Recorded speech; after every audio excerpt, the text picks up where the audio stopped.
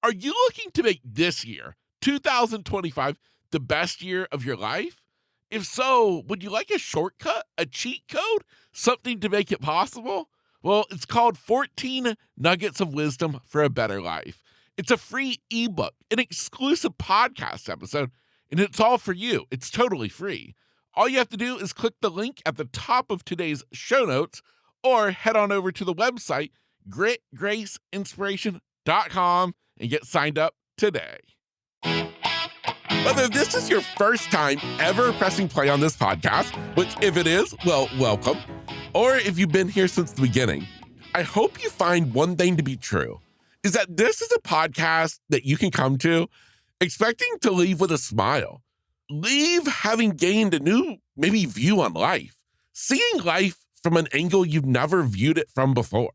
Sometimes I do that through inspiring stories, motivating tales, or sometimes it's through those heart-centered conversations about life, the stuff that we can all connect with. Today, my friend, is one of those stories. It's an interview with a father talking about his son. Today's guest is Christopher Cochran, but the story is about his son, Christian Cochran. Today is going to be a lesson in how to live, but also how to die, all taught to us by a young man who left this world too soon. And yet, in some way, it was like it was all planned out this way because, well, he packed a lot into the years that he was here on Earth. And the legacy he leaves behind is far lasting. It made an impact on me the moment that I heard about this story. When I sat down and I had Christopher Cochran on the podcast and we recorded today's episode, it totally changed my life.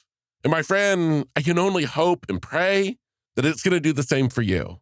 Because by the end of today's episode, I'm going to have you waking up tomorrow morning asking yourself a very important yet so simple of a question. What's good about today?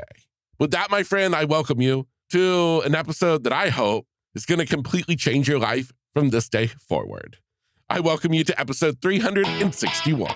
Hey, I'm your host, Kevin Lowe, and you are listening to Grit, Grace, and Inspiration. I am here in the studio today with a guy I have been so excited to get to talk to again. Chris, welcome to the podcast, man. Hey, thank you so much, Kevin. I'm so excited to be here with you. And I knew we were getting together again. The other time was, of course, off air, but just excited to talk to you. You always bring such a light to so many conversations. So thank you again. Oh, man, I appreciate that very much. Well, listen, so obviously the story of your son, Christian, is going to be a big part of our conversation today. But before even just diving into his story specifically, would you mind just kind of giving me an overview of your family? Before diagnoses, before any of that drama, what was just family like for you? Yeah, I grew up in central Pennsylvania in a small town called Camp Hill, Pennsylvania. I have 4 brothers. I had 2 loving parents. My parents were good people. My mother was a church-going woman, so I spent my Sundays going to church. Even when I didn't want to, my mother would make sure I was there. I grew up very competitively in a competitive environment with brothers. I was a wrestler in high school. I wrestled in college at the University of Tennessee. And so I was raised, in this atmosphere. My father was a Navy guy. He was a frogman, which predates the SEALs. So you can imagine growing up in this atmosphere of very loving, very tough, and really driving me to be a better person. And so made my way through high school like lots of people. And I was very blessed that this is now 40 years ago. I was invited to a party by a good friend of mine. His name's Brian. It was an upperclassman party. I got to go to the party. And as I entered the party, I was going up a flight of stairs. We passed these 2 girls coming down the stairs. It's the second girl that I made eye contact with. And we had a sparkle, sort of like being that this was the 80s, like a slow down version of a movie where you have this connection with someone. We didn't talk at all. We didn't say anything. I knew she was an upperclassman, 2 grades ahead of me. But the next day, I never talked to her that night, but the next day she showed up at my house I wasn't there. She left a note on a paper plate with my little brother. And he gave me that note and said, this girl came by. She was driving a really beautiful car, Mercedes. And he was more enamored by that. But the name stood out. Her name was Danielle. And I said, Danielle, why would she be reaching out to me? And so I decided to make this phone call. And I'm glad I did. We decided to go on a date. She asked me out to the movies. We went to the movies and we had a beautiful relationship, continue to have that. I'm married to her. We've been married now, 30 years? We dated for 10. And so we started the American dream. We dreamed of having children, and that led us to the point where we had three beautiful children. And so it continues to this day that we are together and sharing life's journeys of ups and downs. And certainly, as we'll talk about, the journey of losing our firstborn child, Christian. But I came from a good family, and I'm very blessed to have had that along the way. Yeah, I love it so much. Talk to me a little bit about your three kids. I'd love to hear a little bit about each one of them. So Christian is our oldest. He is 26. My daughter is 25. She's located in Norfolk, Virginia. She is the wife of a naval officer who actually serves overseas on the USS Cole right now in the Middle East. So he's definitely involved in things that are going on over there. He's on deployment. My younger son, Nicholas, is currently enrolled as a junior at the University of Indiana, Pennsylvania. It's where all my kids went to school. And so all of them are wonderful kids, all different. They always say, when you have these kids, you think they're going to be somewhat similar, but they couldn't be more different from one another and how they go about things. So it does challenge you as a parent as you navigate this life. But they're all wonderful children, and I love seeing them every moment I get. Absolutely. I wanted to ask that question just because as we continue our conversation today, I just want to be sure that I recognize the fact that what happens as we talk about the story about your son, Christian, I'm sure it's something that has impacted your entire family, each one individually as well as a whole. And so as we go today, I just want everyone to understand that we're not just talking about you and your son, we're talking about a family. Yeah, absolutely. All of us have been affected by this. We still continue to this day, and it's only been 3 years, but we navigate. But we're close. That's the thing. We support one another, and that's critical when you go through things like this. And we all have our ways of navigating grief and how we go about it. It's not an easy task by any means, but we love one another, and we've always been close. So it's just an extenuation of things. But much like life, you have these difficult moments, as everyone's going to have, right? It's inevitable in this life that things are going to turn on a dime. And the question is, how do you react to it? How do you approach life going forward after that? Do you give up? Do you not give up? How do you interact with others? And so, yeah, I have a beautiful family that has been hit by this tremendously, and we all do it in different ways, but we're there to support each other. Yeah, absolutely. Well, Mhm. well, I guess if you wouldn't mind, would you kind of start diving into the story about your son, Christian? Obviously, the whole reason that we're here is because of him and the life he lived and the legacy he's left. And so I would love for you to kind of take it from where you think the best part is to start to share his story. Well, Christian, yeah, I love talking about Christian. I love talking about my kids. So all of them, by the way. But Christian in particular, obviously firstborn. After we got married and for a couple of years enjoyed the blissful life of marriage, we decided to have a child. And we knew right from the get-go we were going to name him Christian. That was kind of because we knew he was destined for extraordinary things and felt the name was fitting for him. Ever since he was born, he was extraordinarily different from everyone else. He had this innate ability to show empathy for others. Even as a young child, it was quite extraordinary. We would always refer to him as Mr. Comfort. And he could comfort my wife when she was going through her birth with the other children when they were born, just to let her know that he loved her and he was proud of her. And it's something unusual you see in a child.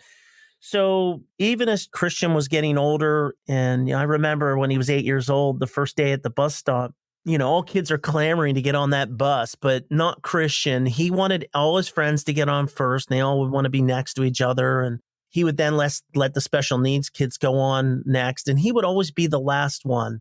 And he did that because it brought him joy to see others find joy, right? And so much of this world, we're filled with what's good for me, what can I get out of this? And that's not how he operated even as a young boy. And so that carried on. Even as a teenager, we witnessed things and how he was giving all of himself to others, whether it was through a smile, laughter. He was extremely funny. He just when he walked into a room, he lit it up. And you wanted to spend time with him because you just were drawn in to his presence. And so ultimately, Christian went to college. He went to Indiana University of Pennsylvania, graduated from the honors college there. He came back in 2020, at the end of 2020. Now, remember, this was during COVID, and he had some back pain, and we treated it as such. We saw doctors. They said it was nothing because he was an incredibly healthy kid. And ultimately, the pain had gotten so great, we eventually went and got tests, had to have CT scans. We were brought into a room. This was during COVID. It was just myself and Christian. And the doctors all walked in. Their faces were covered. You could only see their eyes. But I knew as soon as they walked in the door, they were about to deliver the news, the worst news possible for Christian, and ultimately what we were all going to have to deal with as a family. And they told him that he had a cancer, and ultimately it was a terminal cancer. He had a grapefruit-sized tumor on his liver. And I'll never forget the first of many acts of superpower. Christian looked at me. My knees were buckling. He put his hand on my shoulder and he said, "Dad, don't worry. Everything's going to be okay." And he calmly asked the doctors how much time he had to live. They didn't want to answer that question. And of course, I had to go home and we had to have this discussion with his mom. And when we told Christian how sorry we were, how difficult this was, he said, "It's okay, Mom and Dad. I wouldn't want this on anyone. This is my burden, and it's okay." He was very accepting of it. And not a moment from the day he was diagnosed, which was August 26th of 2020, to the moment that he took his last breath with us around him here at home on September 1st of 2021, almost a little over a year, did he ever complain once. He never said, "Why me? Why did this happen to me?" Quite the contrary. He would remind us every day. He would say, "What's good about today?" with a question. And when we were down, he would say, "What's good about today?" And it would help us remind us that there is beauty, there is wonder, there's so many special things that are in this day that we have to focus on, not the negative. And there are plenty of bad days, but we try to focus on the good because it's a choice, right? It's a choice we can all make. And Christian left that legacy with us. And so that's what inspired myself, of course, to write the book, What's Good About Today, A Purpose-Driven Life, to document, this love story as a family. So that's Christian. Wow. Remind me again how old he was when you guys received this diagnosis. So Christian was diagnosed at 22 years of age. Like I said, just graduating college, ready to take off. I glowed on him, and I always hear that tap on my shoulder, "Dad, don't talk too much about me," because he was so humbled. But you're a dad. This is what you do. You talk about your kids. You love your kids. But he was so talented. The most important part is that he was so loving and caring and loved us as parents and loved his family. But he was a talented actor on stage. He was always the lead in every musical, every play. He had already been in a major motion picture, the Batman movie, and actually was a paid actor in that movie. And so he was ready to take off. He was doing so many wonderful things with his life and making an impact. But yeah, hit at 22, passed away actually at the age of 23 on his sister's birthday, Kate, September 1st, which I'm not surprised about. They were extremely close. They were 15 months apart. So he died on that day. Wow. How do you as a parent even begin that year to be told that your son has a year to live, especially for the fact that we're not supposed to know when we're going to die. Mm-hmm. And yet you guys found that out. How do you even keep living for that year? Well, I think our motivation was to try to save Christian, right? There was a less than 1% chance he could even make it to 5 years. So I knew the odds were stacked against us. I never told my wife and my kids the statistics, right? I knew what they were. I had private conversations with doctors that this was not going to be an easy journey, but we threw everything we could to save Christian. And Christian entrusted his family, trusted my wife and I, his aunt and his uncle we called it the CC advisory group, to focus on it was a 24/7 operation where we researched every possible avenue to save his life, whether it was experimental drugs.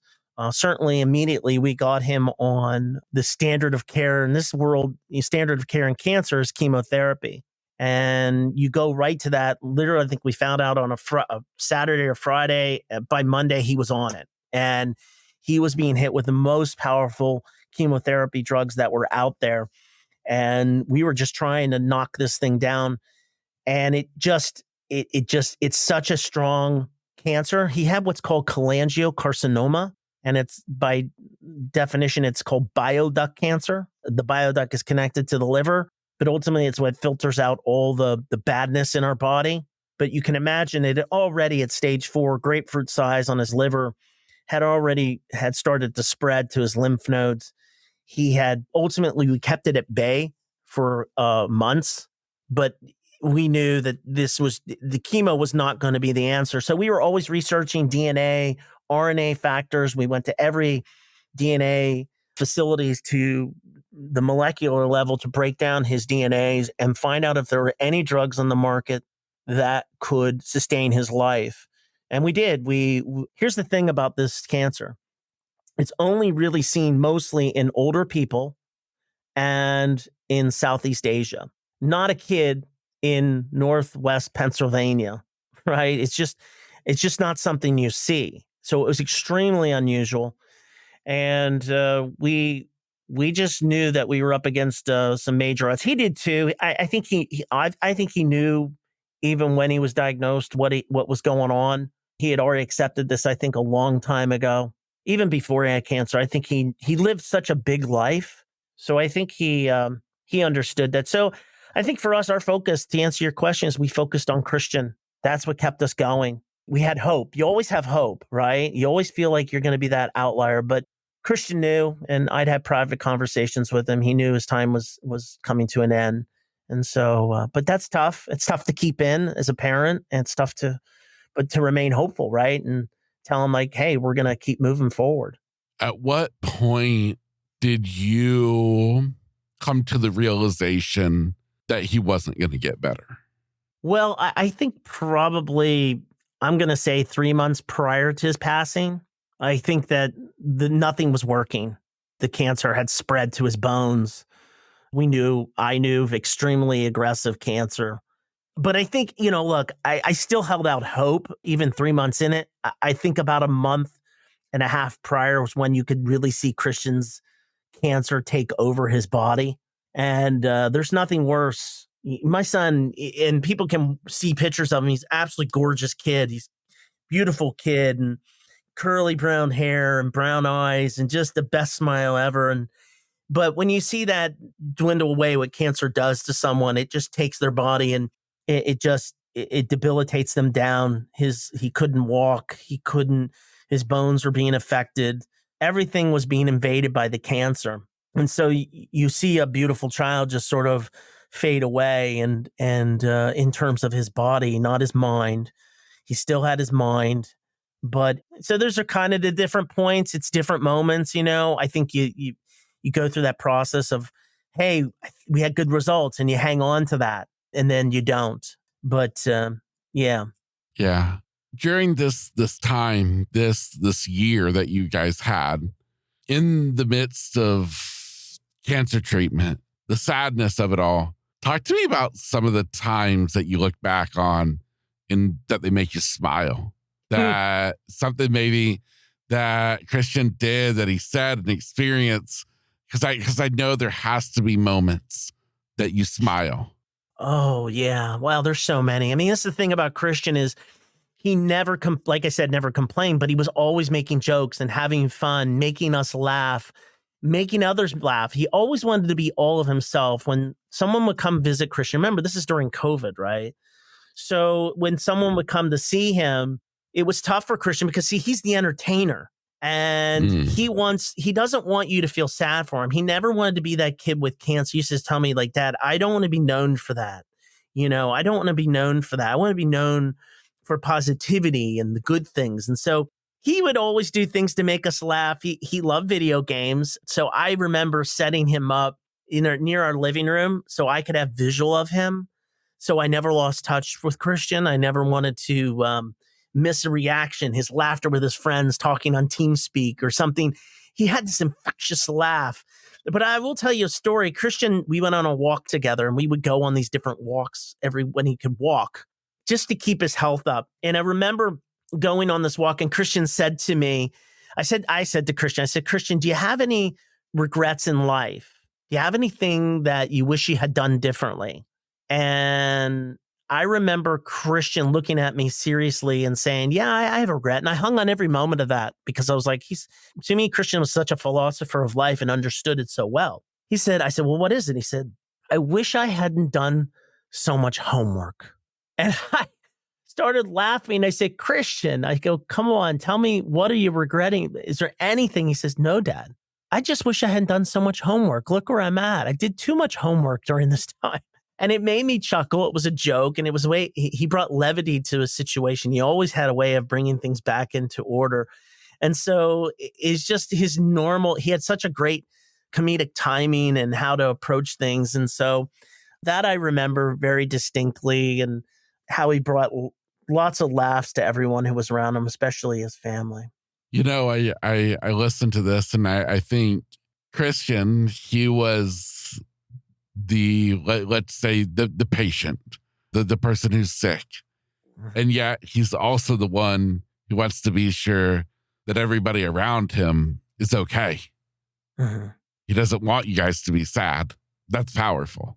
Yeah. He always did that, even up to the their tough moments, the last 3 weeks of his life when he could speak. I remember him saying, Dad, he was so knowledgeable, he was so mature, and he said, Dad, you've got 2 beautiful children to take care of, and they're gonna need you more than ever during this time. And so he was, and here he is thinking about his brother and sister, thinking about me and his mom. And so he didn't think in terms of, what's next for, he knew where he was going. He knew what was next. And we had those conversations where he knew he's going after this. He was very confident in that. To him, honestly, death was just another journey. It wasn't a problem for him. He took it as an adventure, the biggest adventure of his life. He loved adventures. He had traveled the world, studied abroad, he'd been to India. So this was just another journey for him, but he did care about everybody and how they felt. That was the biggest impact for him. Yeah, absolutely. So amazing. And what just an amazing son that you raised. What you just said, it really just kind of segues into the next kind of question I wanted to ask you to talk about. Was he had you guys do some outreach? I know you guys did something with your church, and you set up an organization. Talk to me about that whole aspect. Yeah, we set up what's called the Christian Cochran Legacy Fund. It's through the Pittsburgh Foundation. I should actually say we didn't set this up. My son Christian set it up, if you can believe that. He, prior to his death, he wanted us to set up a foundation that stuck to his core values, his mission, which was to care for others, to give to others that are less fortunate. He loved animals. He loved nature. So he is really the person who set the foundation up. He guided me in where I needed to go, knowing this was the ultimate outcome. And he also wanted us to make sure we gave back to a church. This is a church called St. Stanislav's. It's the oldest Polish church in Pittsburgh. It's located in downtown Pittsburgh. It's located in the most urban and awesome area of Pittsburgh. It's the hottest area in Pittsburgh, big crowds. And right next to the church on the main street and 21st Street You cannot miss this. There are 6 boulders that are each a ton in weight that have holes drilled through them with water coming out through the top and pouring over these rocks with a beautiful angel in the middle and a beautiful plaque called the What's Good About Today fountain. And it has a picture of Christian. It talks about Christian's legacy. And on those things, he said, be kind to everyone because you never know what someone is going through. And so that's written there. It's in bronze. It's beautiful picture of him, but it's seen by thousands and thousands and thousands of people across this country and the world. We've heard from people from all over the world who have seen this and come, and it's become a bit of a destination where people come to Pittsburgh. They see this. It's a beautiful landscape, and it's a testament to what Christian wanted us to give back to the church, to the city of Pittsburgh. And through the foundation, through the church, the diocese did it only 6 months after Christian's passing.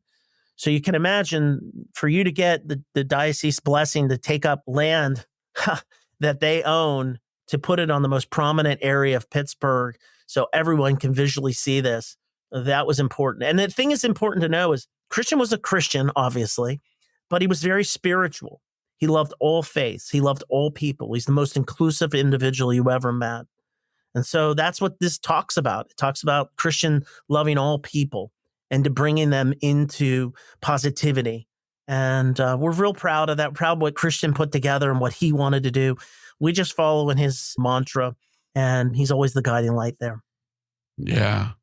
In terms of that and following in his mantra, how has it been for you as a parent after his passing to not just want to close up and to not just lock away the world and kind of forget about everything else, and instead to be very outgoing with this? I mean, obviously there's times, many times by yourself, the quiet family, but the fact that you've kept going, you've written this book, you guys pursued this with this amazing fountain.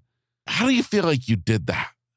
I wouldn't be honest or candid if I didn't tell you that the first year and a half, I wasn't a mess, that I wasn't the best that I could be. I don't think any of us were. We were in a daze. You're numb. Christian's clothes are here in this house, right? His room has not changed since he came home from college. His clothes are there. His shoes are outside in the garage. You know, there's nothing that's changed. On our street, people have green lights in there all the way down the street. There are lanterns that people still have that Christian's favorite color was green that you see every night that illuminate the streets. So I'm always reminded of that. We are as a family reminded of that. But for the first year to year and a half, I was not a healthy individual. And not that I'm a drinker, but I certainly turned to anything that would take me away, that would allow me to fall asleep. But I always remind myself of a quote. Bruce Lee used to say a quote, and it was powerful for me. It's a simple quote. Don't pray for an easy life. Pray for the strength to endure a difficult one. And I used to say that to myself all the time because life is not easy. Life, it's tough. So, but I think knowing what I know of Christian, you said it earlier, which he wants us to be happy. He wants us to be joyful. I think happiness sometimes is an elusive state for anybody, right? I look back and I was extremely happy then. Am I happy today? No. I mean, I'm joyful moments. I have pockets of joy that I try to build my heart up. But to sit here and say that I'm happy, no, because I still struggle with it. I struggle talking about it. I struggle, but I know at the heart of it is Christian. And it's him telling me to push. He's telling me, you have to be out there to help people. The message is too important, that life is so precious. Life is so good. And if we narrow it down to the simplest things that in our day, which it is, right? You can have bad days, but you can find beauty in those days. That's what drives me. That's what drives my family, drives my wife, and my kids. And so I don't think there's any other, to your point, which is either, and a lot of people statistically break up, marriages break up when things like this happen. It's well over 50% that marriages fall apart and families come apart because of the grief. It's just so intense. But we fought through it to stay loving. And you put one foot, I know it's such a cliche, you put one foot in front of the other, and it really is. You have to just get up and focus on what you can do good today. And Christian had this wonderful thing. Christian didn't have to-do list. He had to love list. And so I think it's such a powerful thing that when I get up and we get up as family, we don't have these to-do lists. Like, I got to get this done. I got to love somebody. How do I love someone better? How do I put more good into this world that's negative in so many ways? So I just do what Christian does and follow that. And that's the point of the book, is that I tried to document those ways that you can do exactly the same thing. Wow. Before we dive into the book, because that was honestly my next question, but you spoke about the house, about his bedroom, about the shoes in the garage. You mentioned earlier that Christian actually passed away at home. Typically, we think of somebody being sick like that, maybe being in the hospital. Yeah. Was that a choice that you guys made? It's a great question. That's the first question. I've been on a lot of podcasts, lots of interviews. No one's ever asked me that question. I think it's because they're worried of what, how's that going to come out? It's a great question. I'm glad you asked it, by the way. So it was a choice. It was a choice by Christian. It was a choice by all of us. There was no way that Christian was going to pass away in a hospital. I didn't want that. He didn't want that. I wanted him surrounded by the love of his pets, the home he was raised in, where all the joy was. That was important that we had that. Now, I will tell you, 3 weeks prior, the cancer had spread to his spine, and there was a real chance he was going to be, paralyzed because the cancer was so aggressive. So God bless Christian. We talked about this. There was something they could do, a procedure, not a very painful type of situation on the spine, to allow that not to happen so that he could be at home with us. And we surrounded him. I'll tell you something and I talk about it, so it's not something I don't talk about, but there was a night when we thought Christian's breathing had come very slow, and we surrounded him. And this is a testament to Christian's humor here. We surrounded him. It was probably 3 o'clock in the morning. I woke up everybody because I slept next to Christian in the living room, and his girlfriend did too. She had flown in. She stayed with us for well over a month to stay next to him. And we surrounded him praying. We had candles, just telling him how much we loved him. And at about 6 o'clock, his eyes opened, looked at all of us, and we said, "Hey, Christian." And he said, "Did I miss something? Did something happen?" And he just had this, and it was in a way of being funny. And we laughed and we said, "Well, Christian, we thought this was it." And he's like, we said, "We called the priest to come over here and the last rites." And Christian said, "Oh, you tell him, save the trip. I'm okay right now." Yeah. He just, here he is. He's literally at the final point. And he says, "Oh, tell Father Nick to save the trip."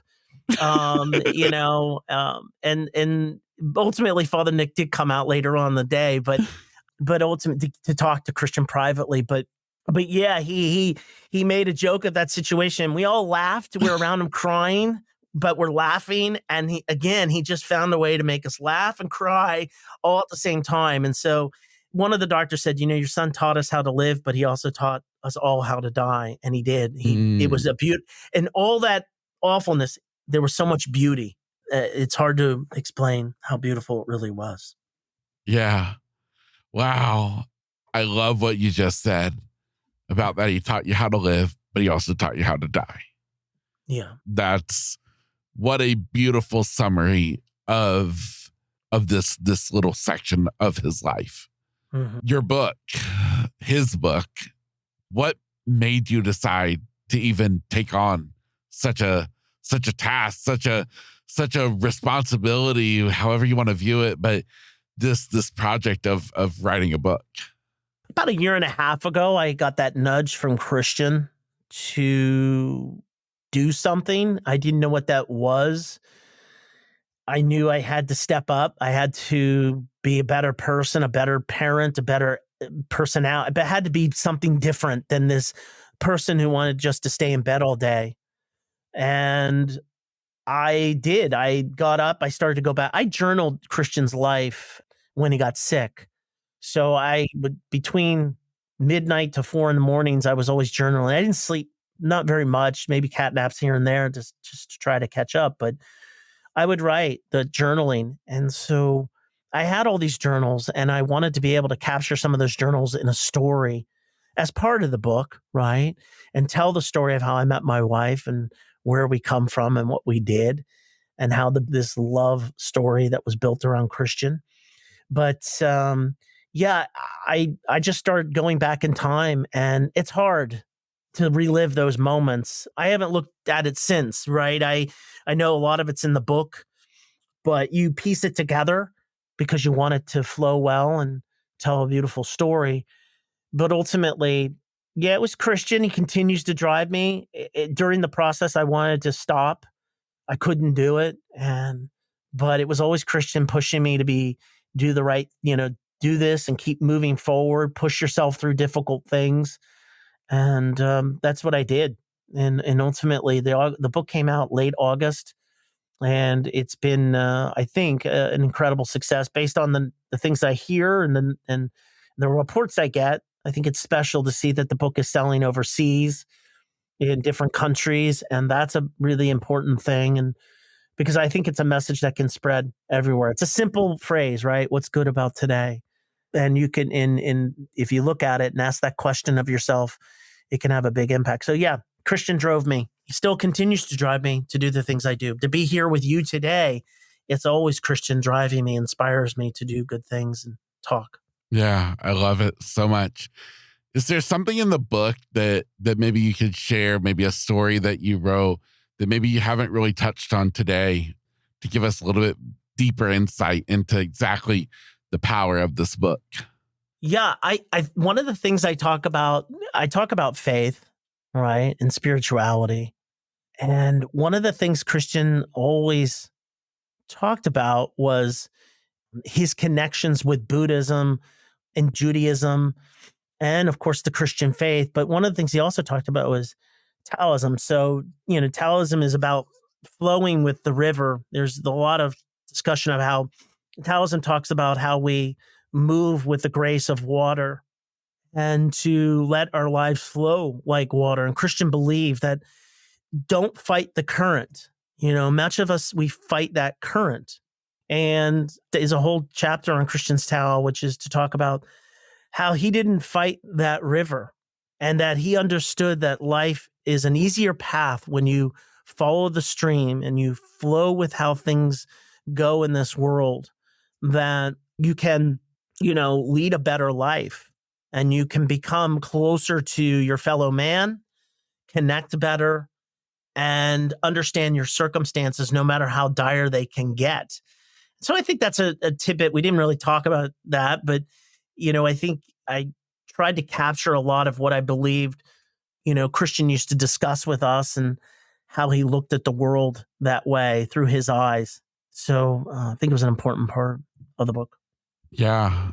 After publishing this book, starting speaking publicly about Christian's story, coming on podcasts like this, how has it maybe helped you in the whole grieving process?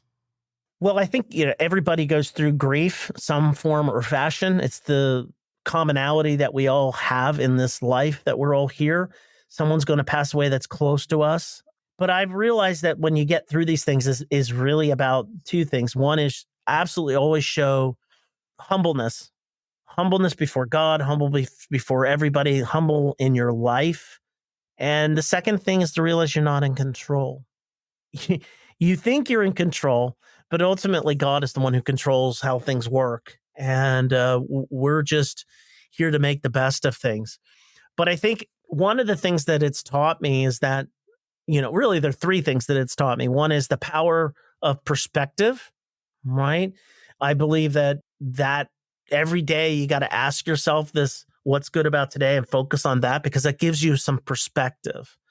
I also think that there's something resilience in choice. And I think, watching Christian endure these endless treatments, therapies, surgeries, I realized something profound. Resilience isn't a trait, it's a decision, right? So resilience isn't a trait, it's a decision. And Christian made the decision every single day to be positive and to be funny and to face these challenges. And then ultimately it's leave a legacy. Legacies are built on small moments, right? And I try to remind that, every interaction we have, every small kindness, every smile, that's what people remember, because it's easy to get caught up in wanting to achieve big things. But the truth is, our greatest legacies is built every day in the smallest of moments. So when you narrow it down to small moments, and you can make sure that you have resilience of your choice and you have a strong power of perspective, those are three things I think you can take away daily. Yeah, I love it. Before we continue, for somebody hearing us talk about your book, where is the best place for people to find your book at? So the book is available for global distribution. It can be found online. Again, it's What's Good About Today, A Purpose-Driven Life. You certainly could Google Christian Cochran. You'll probably get all kinds of information on Christian, and that's the most important thing. There's certainly christiancochran.org. That talks about all the things we're doing in Christian's name, the foundation, the things he cared about, the stories about Christian, certainly pictures about Christian. And, you can certainly find the book at Amazon. So it's on Amazon, and you can find Barnes and Noble. But I think it's in almost most all, it's certainly in Christian stores, it's in different locations. So if you can't get it at Barnes and Noble on site, you can order it from there. But online, it's a pretty easy thing. You get it. They make it so easy now to get these books. You could order it today. You probably have it by tomorrow. So yeah, Amazon, Barnes and Noble, and any retailer that sells books. Well, fantastic. Well, I will be positive that all of that is in the show notes for anybody interested, for making that super easy to access, to get a hold of this book, because I think it's, as we've heard it's more than a book. I mean, it's honestly like a manual for how to live life like Christian. And as you talk today, it's obvious, no doubt, that your son was a one of a kind. And you even made mention of it, that he lived a lot in his life. Mm-hmm. And it's like it was all meant to be. Mm-hmm. It's like sometimes there's some people who God knows they're going to leave a massive impact really quick. Maybe others, it's going to be a little bit longer time. Mm-hmm. And as much as all of us wish that no one had to leave, the fact of the legacy that your son has left on this world is absolutely beautiful. Thank you. Thank you, Kevin. Appreciate that. Yeah. I agree with you. I appreciate saying it is a road. I always refer to it as a roadmap, right? It's a roadmap to find purpose. I still continue to use the book as a roadmap. At the end of every chapter, it does give examples of how, it sort of paraphrases the chapter at the end of every chapter to give people useful tools to use in their daily life, the way Christian did. And so I'm still striving for that. I'm still striving to lead a purposely driven life. I think everybody is, right? We're all trying to figure out, why are we here? What's next? Why did God put me here? Why any of these things? But I think past the why, it's how we interact with others, how we go about our daily life. And so I think you're right, Christian. I have to believe that this was divine, the way God sets this out to be, right? I used to say to Christian, even when he was little, I always said this to Christian. Even when he was a little kid, I would say, when I grow up, Christian, I want to be just like you. And I said that to him all the time, because that's how he led he kept leading this purposely driven life, whether it was traveling, connecting, helping those who were struggling. I document letters. There are letters from people in the book that I didn't know about Christian, right? I knew he's a great person. I knew he did all these I knew he was a wonderful human being. But people would reach out to me that spent 5 minutes and how he changed their life. Or I'd have old friends who are not included in something. One in particular story, a girl who was at college. She had sat down at the lunch table. Christian was over with his friends. This is in college. And she was by herself. And Christian had this incredible, there's not enough words to describe it. He understood people's pain. He could see it and he would go to it. He didn't run away from it. And so if he saw you were in pain, he saw you were isolated. She told me the story that Christian came to her and sat with her and introduced himself. And she said, I was in the worst place possible. I was in a very bad place. And your son brought me so much joy and light. He brought me into his friend group. He introduced me at that moment, said that I was one of them. And he would take, whatever she needed when she was struggling. It's one of hundreds of stories that I recount in the book and talk about. I think it brings me peace to know that Christian was doing all the right things in this life to get him to where he wanted to go in the next life, ultimately. Yeah. To close out our conversation today, there's so much that your son has taught us about living, about dying. But if you had to just leave us with one thing, what is that one thing that you want every person listening today to remember about your son? Life will hand us challenges. It will bring us to our knees. And sometimes we won't know how to move forward. But there's one thing Christian taught me, it's this. There's always something good about today. It might be small, it might be hidden, but it's there. And when we choose to focus on that, when we embrace resilience, when we commit to creating a legacy built on love, kindness, and courage, we don't just survive, we thrive.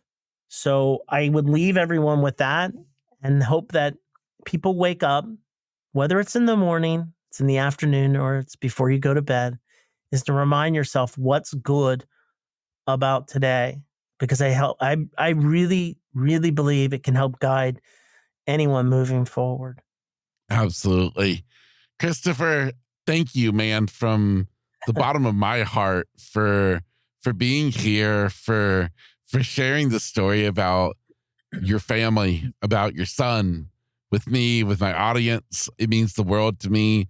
And I can't say thank you enough. Well, thank you, Kevin. I want to thank you. You've shared your story, and it always brings me so much joyfulness to my heart when I hear your story, how you've the strong resilience, how you lead your life. I love when you speak, you are filled with so much happiness. You have it. You've got that thing, Kevin. That's the thing. You and Christian have this thing. Not many people have it. I don't have it. That's the thing. But you have it. And it's a way to bring absolute smiles to someone's face. And so I want to thank you. Thank you for the opportunity to get to meet you. I know it was divine intervention that Christian brought us together for sure. Absolutely. Well, thank you. That truly means the world to me. And for you listening today, of course, I don't know if you clicked on today's episode expecting to hear what you heard today.